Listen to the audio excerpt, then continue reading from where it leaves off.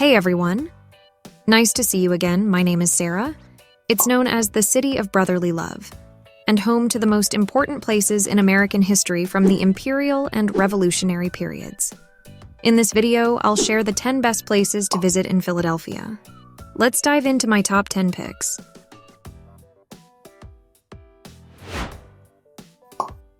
Let's start with the most famous hall, Philadelphia City Hall, which shows the city's rich building history.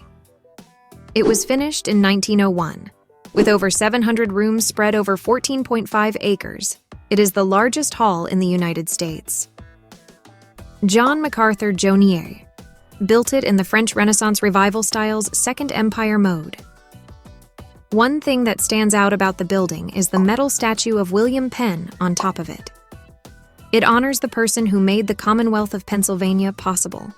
The hall is open Monday through Friday and some Saturdays all year long, but it's closed on holidays.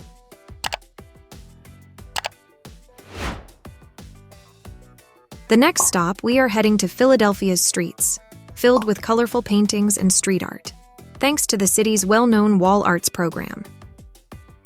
This program began in 1984, uses art to make public areas look better and get people involved in their communities. You can see the biggest public art program in the country, with over 2,000 bright paintings all over the city. These works of art range from statues to displays. In 2023, the USA Today 10 Best Readers' Choice Awards called Philadelphia the best city for street art in America. You can look on your own or take guided painting trips to learn about the history behind them. Not only do murals make cities look better, they also bring attention to important social problems and make people think.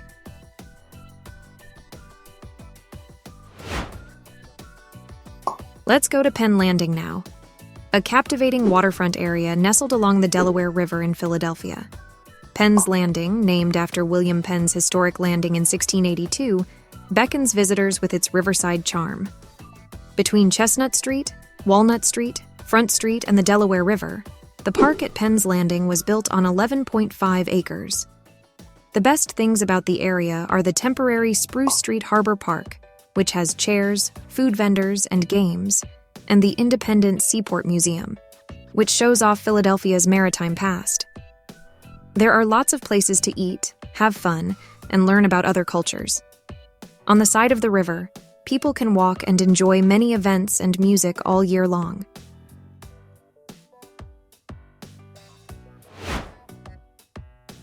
Next, you need to visit the historical park, Fairmount Park. With over 2,052 acres of land, this is the world's largest well-kept urban park. It has two parts, called East Park and West Park, split by the Schuylkill River. If you want to do something outside, the park is a great choice. It has lots of open space and quiet spots to eat lunch. In the park, you can see 6 well-known houses from the 18th and 19th centuries. Names are Strawberry Mansion, Cedar Grove, Laurel Hill, Lemon Hill, Mount Pleasant, and Woodford. From dawn until dusk, the park is open to everyone. You can visit these homes for free. Anyone can have lunch, but it's first come, first served.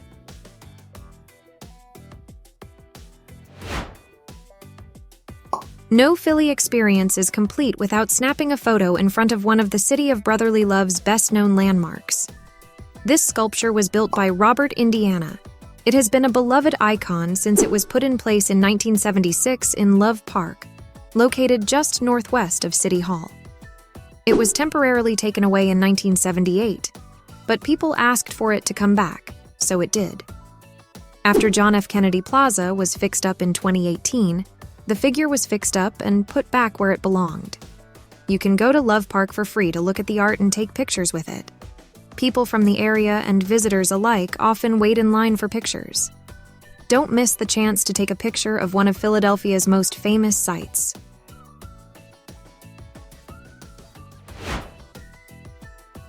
Our fifth stop is a hidden gem of the historical Congress Hall in Philadelphia.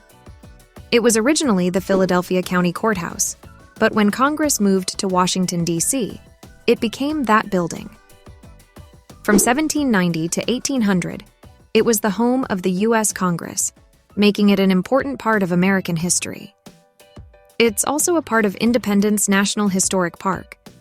It has many national symbols built into it, such as a chain of 13 state flags and cornucopias, which represent plenty in the new country. People come in through the security checkpoint at 5th and Chestnut Streets. It's open every day from 9 a.m. to 5 p.m. It's free to get into Congress Hall.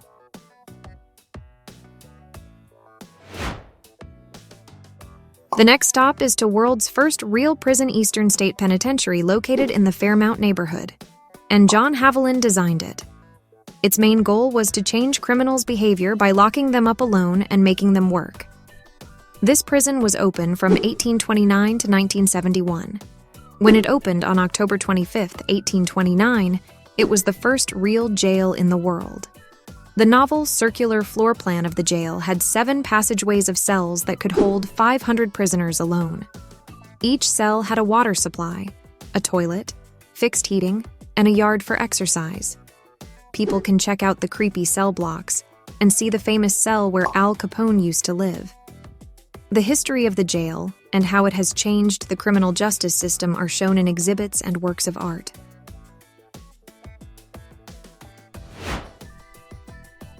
Our 7th stop is Reading Terminal Market.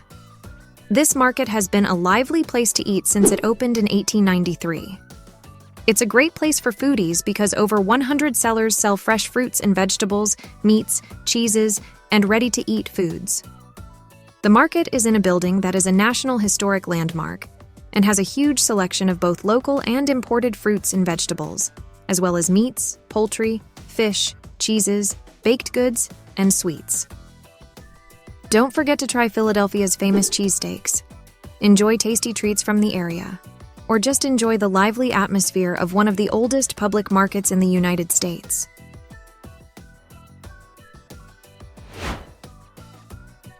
Next, we're heading to heart of the city, Elfreth's Alley. Since the early 1700s, Elfreth's Alley has been home to people. It's America's oldest continuously occupied street. 32 well-kept houses show how Philadelphia was in the colonial era. You can visit the Elfreth's Alley Museum to learn about the daily lives of the people who lived there. Most of them were traders and craftsmen who wanted to be close to the port. The homes are built in the Georgian and Federal styles. A lot of them are Trinity houses, which show the city's unique style of architecture.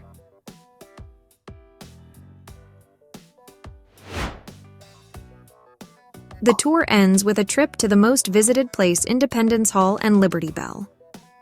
The Declaration of Independence and the United States Constitution were both signed at Independence Hall, making them the most important places in American history. The State House was finished between 1732 and 1753. Edmund Woolley and Andrew Hamilton planned it, and Woolley built it. Freedom Hall was built in the Georgian style, which was popular in the colonies from 1720 to 1780. This hall is 168 feet tall and is open every day from 9 a.m. to 5 p.m. The last tour starts at 4:40 p.m. You can only get in with a tour. There is no cost to get into Independence Hall, but there is a $1 handling fee for each ticket. The Liberty Bell is a well-known brass bell that was in the Pennsylvania State House in 1753. Some people who wanted to end slavery found the words on the bell to be very important in the 1800s. They thought the bell was a strong sign of freedom. The Liberty Bell can be seen today in a special building next to Independence Hall. It rang to let people know when there was important news. You can learn about the place's interesting past there.